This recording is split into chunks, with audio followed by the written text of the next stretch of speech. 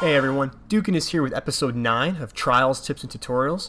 This video is the sequel to how to get assisted to the lighthouse. We don't call them carries on this channel, we call them assists because every role is important, and this video actually features the role of the support player. In the first video, which you should watch if you haven't already, link in the description, we talked about positioning, so what to do when it's 3v3 and what to do when you're up or down a man. Today we're going to go into more detail by discussing how you can make yourself most effective in those situations and others. It starts with your subclass, which is the only focus of this video because there's a lot to say about it. I'm going to explain why the only 4 classes you should be considering as a support role are the Night Stalker, Sunsinger, Striker, and Defender.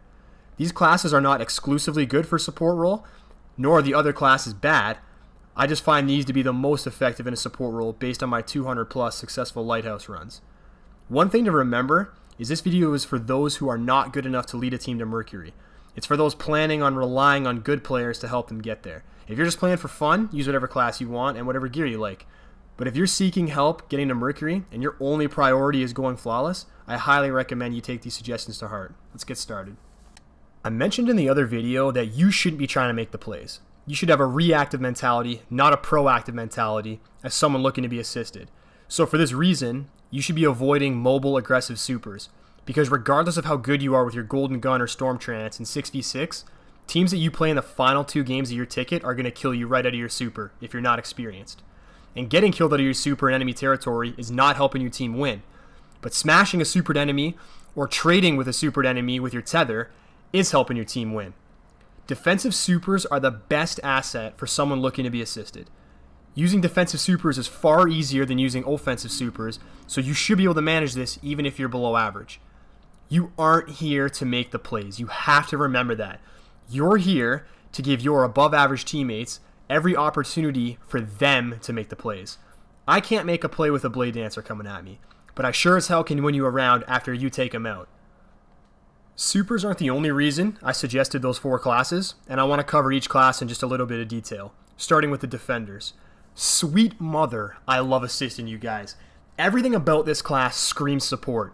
Save those suppression grenades for when an enemy pops a super or if another opportunity comes up, such as being able to tag 2 players at once. Make sure you call out who is suppressed and where so your team can go after them with you. In my opinion, bubbles are possibly the best super in the game for a support player. In overtime, you can pop a bubble on the point to secure a victory unless the other team has a supercharged, and even then, you're forcing the other team to burn a super on just you while your teammates sit back and pick people off. The other beauty about a bubble is it provides orbs to your teammates, so you can charge their supers just by popping yours. And lastly, bubbles are good for clutch revives as well. Don't be afraid to pop your bubble on someone's orb if the enemy team's closing in, especially if you're towards the end of the game. So next up are the Sunsingers. I can't stand playing against Sunsingers, but I love helping them. As a support player, you're not going to be self-resing into a 1v3 situation to clutch the round. Instead, try and wait for instruction from your teammates. When your super's charged, let them know that, especially if you're dead, because knowing that information is going to help them create a strategy and make a play for the current situation. When you do pop your self-res, spam grenades and push the enemy team back so you can revive any fallen teammates. And when you aren't supered, you can still make a difference. In the past, I've preached to not waste grenades. Sunsingers are an exception to this rule because fireballs are so effective. Spam those things with max discipline. If you get a tag, absolutely call it out. They will be burning in weak for 10 plus seconds, which is more than enough time for your team to push together and get a kill. I would say the Striker Titan is the best defensive subclass in Destiny. When your team is running away from a mobile enemy super, you should be running towards it. Bait them, smash them. Communicate everything on a play-by-play basis. I see him, he's coming at me, I'm about to smash him, I got him. That's going to help your team know how much space they need to put between them and the enemy, as well as know when they need to jump in and help you cover the orb. My general rule for strikers that I'm assisting is you don't use your smash unless you can get 2 kills or shut down a super. Lightning grenades are also very effective, which is why I suggest running Armamentarium, because it gives you 2 grenades. Save these and use them when we charge an orb after a pick, and also use them if we get picked because you can block off choke points so you can safely get a res. Night Stalkers can pretty much refer to everything I said about strikers. Run double smokes and use them the same way a striker uses lightning grenades. Use your bow like a smash, But remember, missing a tether can result in it landing too far from your enemy, which won't stop their super. So instead of trying to hit an enemy for a kill, make sure you shoot the ground in front of them, let the tether take out their super, and then finish them off with your primary.